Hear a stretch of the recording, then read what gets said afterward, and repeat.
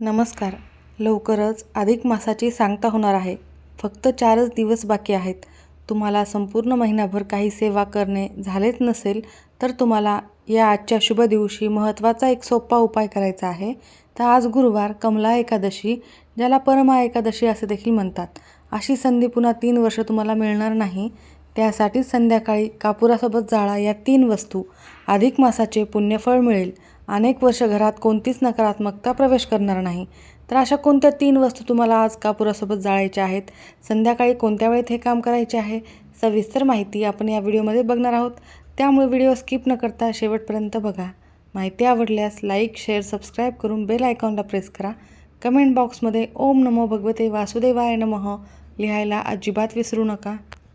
आजचा हा दिवस इतका महत्त्वाचा आहे की हे व्रत केल्याने व्यक्तीचे घोर दारिद्र्य, आर्थिक संकटे आणि सर्व पापे कायमचे नष्ट होतात. प्रगतीचे मार्ग मोकळे होतात. तर आजच्या या शुभ दिवशी तुम्हाला एक वेळात वेळ काढून छोटेसे काम हे करायचेच आहे. कारण ही संधी तुम्हाला पुन्हा 3 वर्ष मिळणार नाही. कारण अधिक मासातच ही एकादशी येत असते. कमला म्हणजेच परमा एकादशी ही अधिक मासातील कृष्ण पक्षात येणारी अत्यंत पवित्र तिथी आहे. दारिद्र्य दूर करण्यासाठी, भगवान विष्णू, माता लक्ष्मीची कृपाप्राप्ती मिळवण्यासाठी सर्वोत्तम दिवस हा मानला जातो आणि तो आज आहे. अधिक मासात ही एकादशी येत असल्याने या दिवशी केलेल्या पूजेचे आणि दानाचे फळ इतर एकादशीपेक्षा अनेक पटीने जास्त मिळत असते. हे व्रत करणाऱ्याला जीवनामध्ये सुखसमृद्धी, वैभव मिळून शेवटी मोक्ष प्राप्त देखील होत असतो. जर तुम्हाला काही समस्या असतील ज्या मी तुम्हाला आत्ता सांगणार आहेत तरच तुम्ही हा उपाय करा.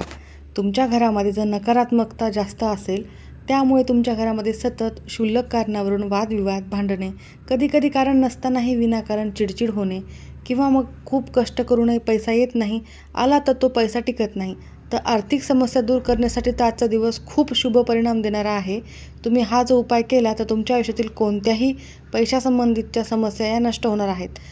तुमच्या कष्टाला, मेहनतीला यश नक्की मिळणार आहे. गरिबी दूर होईल.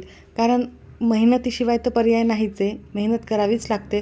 परंतु ती केल्यानंतर जे तुम्हाला यश तुम्हाला हवे असते ते तुम्हाला मिळेल. जितका तुम्हाला पैसा हवा आहे तितका त्याच्या बदल्यात तुम्हाला मिळणार आहे. कारण हे एक अशी तिथी आहे, या दिवशी कोणतेही तुम्ही जर उपाय केले आणि हे व्रत मनापासून केले, या दिवशी भगवान विष्णू आणि माता लक्ष्मीचे तुम्हाला आशीर्वाद नक्की त्यामुळे प्राप्त होणार आहेत आणि तुमच्या घरामध्ये कोणतीही नकारात्मकता प्रवेश करणार नाही. आणि अर्थातच ज्या घरात नकारात्मकता नसते त्या घरातच माता लक्ष्मी कायम टिकून राहते. पैशाचा आवक वाढतो, आर्थिक समस्या दूर होतात आणि सर्व संकटे नष्ट होऊन कामे देखील मार्गी लागतात. तर आजचा हा शुभ दिवस तुम्हाला सोडायचा नाही आहे. वेळात वेळ काढून संध्याकाळी तुम्हाला हा उपाय करायचा आहे. कारण प्राचीन काळात सुमेधा नावाचा एक अत्यंत संस्कारी आणि धार्मिक ब्राह्मण होता. त्याच्या पवित्रा नावाच्या पतिव्रता पत्नीसोबत राहत होता. ते दोघेही खूप मोठे विष्णुभक्त होते. परंतु त्यांच्या नशिबात तीव्र गरिबी होती. गरिबीमुळे त्यांना अनेकदा उपाशी राहावे लागत होते. तरीही त्यांनी कधीही अधर्माचा मार्ग स्वीकारला नाही. एके दिवशी त्यांच्या घरी कौंडिन्य ऋषी आले. सुमेधा आणि त्याच्या पत्नीने स्वतः उपाशी राहून ऋषींची मनोभावे सेवा केली आणि त्यांच्या आदरातिथ्याने प्रसन्न होऊन कौंडिन्य ऋषींनी त्यांना गरिबी दूर करण्याचा उपाय सांगितला. कौंडिन्य ऋषींनी त्यांना अधिक मासातील कमला म्हणजेच परमा एकादशीचे व्रत विधीपूर्वक करायला सांगितले आणि ऋषीच्या सांगण्यावरून सुमेधा आणि पवित्रा यांनी कमला एकादशीचे कडक व्रत केले. भगवान विष्णू यांची पूजा केली, ब्राह्मणांना दान दक्षिणा दिली. या व्रताच्या प्रभावामुळे त्यांच्या घरातील संपूर्ण दारिद्र्य नष्ट झाले. त्यांच्या जीवनामध्ये धन, ऐश्वर आणि सुखाची भरभराट झाली. अंतिम काळात त्यांना विष्णू लोकात स्थान मिळाले आणि मोक्षप्राप्त त्यांना मिळाला. इतका हा महत्त्वाचा दिवस आणि हा तुम्हाला सोडायचा का नाही आहे? तर तुमच्या घरातही अशाच आर्थिक समस्या असतील तर त्यासाठी सुवर्ण संधी, सुयोग हा जुळून आलेला आहे. त्यामुळे हा वेळ तुम्हाला सोडायचा नाही. आणि कापूर तर आपण प्रत्येक वेळेस घरामध्ये जाळतच असतो, पण या ज्या 3 वस्तू आहेत ज्या आपल्या धार्मिक आणि ज्योतिषशास्त्रामध्ये खूप महत्त्वाच्या मानल्या जातात, आपल्या घरामध्येच असतात, कुठूनही आणण्याची गरज नाही आहे आणि खूप प्रभावशाली वस्तू आहेत. तुमच्या स्वयंपाकघरामध्येच तुम्हाला मिळतील आणि याचा उपाय तुम्हाला वेळात वेळ काढून केल्याने नक्कीच तुमच्या आयुष्यात 24 तासात शुभ परिणाम पाहायला मिळतील. एक सकारात्मक वलय तुमच्या घरामध्ये तयार झालेले तुम्हाला नक्की जाणवेल. फक्त हा उपाय करताना तुम्हाला एक मंत्र देखील म्हणायचा आहे. तो मी तुम्हाला पुढे सांगणारच आहे. यामुळे साक्षात माता लक्ष्मी प्रसन्न होईल, भगवान विष्णूंचेही आशीर्वाद मिळतील. आणि विशेषतः आजच्या दिवशी संध्याकाळी काही प्रभावी उपाय केल्यास, प्रदोष काळात ते उपाय केल्यास माता लक्ष्मी अत्यंत प्रसन्न होते. त्यासाठी तुम्हाला मी 2 ते 3 अगदी सोपे पण प्रभावी उपाय या व्हिडिओमध्ये सांगणार आहे व त्यानंतर हा महत्त्वाचा उपाय मी तुम्हाला सांगणार आहे. तर सर्वात महत्त्वाचे म्हणजे संध्याकाळी पिंपळाच्या झाडाच्या मुळाशी गाईच्या तुपाचा एक दिवा लावावा. यामुळे विष्णूंची कृपा होते आणि आर्थिक अडचणी दूर होतात. शक्य झाल्यास 11 प्रदक्षिणा घालायच्या आहेत. ओम नमो भगवते वासुदेवाय नमः मंत्राचा जप 11 वेळेला करायचा आहे. त्यानंतर दुसरा अजून एक छोटासा उपाय आहे. संध्याकाळी घराच्या मुख्य तुळशीजवळ तुपाचा दिवा लावायचा आहे आणि ओम नमो भगवते वासुदेवाय नमः या मंत्राचा 11 वेळेला जप करायचा आहे. मुख्य प्रवेशद्वारावर देखील तुम्ही एक दिवा लावू शकता. अत्यंत शुभ ठरणार आहे. त्यानंतर तिसरा उपाय आहे. पूजेमध्ये 5 पिवळ्या कवड्या घ्यायच्या आहेत आणि त्यांची पूजा करायची आहे. दुसऱ्या दिवशी त्या लाल कपड्यामध्ये बांधून तिजोरीमध्ये ठेवायच्या आहेत. यामुळे घरामध्ये लक्ष्मी स्थिर राहते. तर कवड्या ह्या तुम्हाला ज्या ठिकाणी पूजेचे साहित्य मिळते तिथे तुम्हाला मिळतील. आवर्जून तुम्ही हा देखील छोटासा पण प्रभावी उपाय नक्की करा. खूप महत्त्वाचा आहे. आणि विशेषतः कापूर हा नकारात्मक ऊर्जा नष्ट करण्यासाठी वापरला जातो. देवकृपा मिळवण्यासाठी अत्यंत शुभ मानला जातो.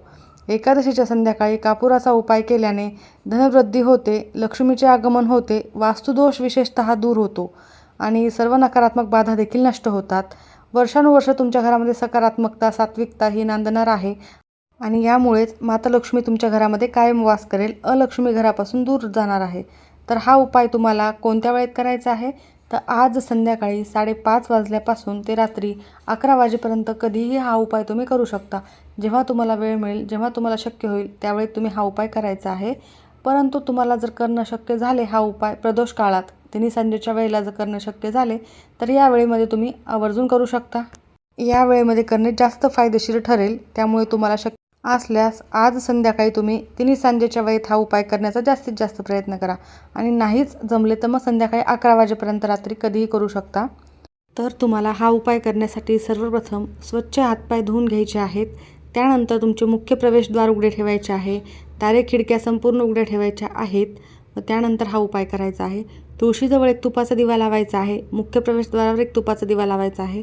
भगवान विष्णूंच्या मूर्ती आणि फोटोसमोर देखील तुम्हाला एक तुपाचा दिवा प्रज्वलित करायचा आहे. देवघरातील एक दिवा दररोज जो आपण लावतो तो देखील प्रज्वलित करायचा आहे.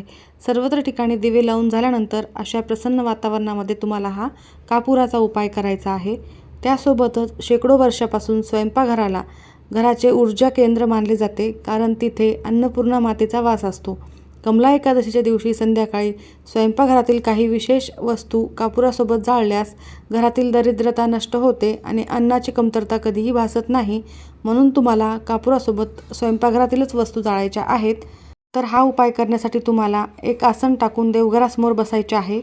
कापूर जाळायचे भांडे तुमच्याकडे असेल तर ते घेऊ शकता किंवा मग मातीची पंती घ्या किंवा मोठ्या साईजचे एखादे निरंजन असेल कोणत्याही धातूचे ते घेतले तरीही चालेल. तर तुम्हाला या ठिकाणी त्या कापुराच्या भांड्यामध्ये थोडेसे तांदूळ घ्यायचे आहेत व त्यावर तुम्हाला 3 भीमसेनी कापुराच्या वड्या ठेवायच्या आहेत. भीमसेनी कापूर घेण्याचा जास्तीत जास्त प्रयत्न करा. जर तो नसेल तर मग तुम्ही साधा कापूर घेऊ शकता व त्या कापुरावर तुम्हाला 3 अखंड लवंगा ठेवायच्या आहेत. ज्यांना फूल असावे, त्याचे फूल तुटलेले नसावे अशा लवंगा ठेवायच्या आहेत. आणि या लवंगा कापुरासोबत जाळल्याने घरात वर्षभर धान्याची कमतरता भासत नाही आणि अन्नपूर्णा माता देखील प्रसन्न होते. तर कापुरासोबत अजून तुम्हाला 5 काळी मिरी ठेवायची आहेत. त्याचा धूर तुमच्या संपूर्ण घरामध्ये तुम्हाला फिरवल्याने आणि स्वयंपाकघरामध्ये हा धूर नेल्याने तुमच्या घरातील नकारात्मक ऊर्जा किंवा वाईट नजर त्वरित नष्ट होत असते. आणि तिसरी वस्तू आहे, तुम्हाला ती घ्यायची आहे चिमूटभर मोहरी. तर मोहरी इथं तुम्ही पिवळी मोहरी घेतली तरी उत्तम आणि काळी मोहरी घेतली तरीही चालेल. तर तुम्हाला तुमच्या घराच्या प्रत्येक सदस्यांच्या डोक्यापासून पायापर्यंत अशी 7 वेळेला ही मोहरी तुमच्या उजव्या हातामध्ये घेऊन उतरवून घ्यायची आहे. ज्याप्रमाणे घड्याळाचा काटा फिरतो त्याप्रमाणे ओवाळून घ्यायची आहे व ही मोहरी एकदाच घ्यायची आहे, वेगवेगळी घेण्याची गरज नाही. आणि ही देखील तुम्हाला त्या कापुराच्या भांड्यामध्ये टाकायची आहे.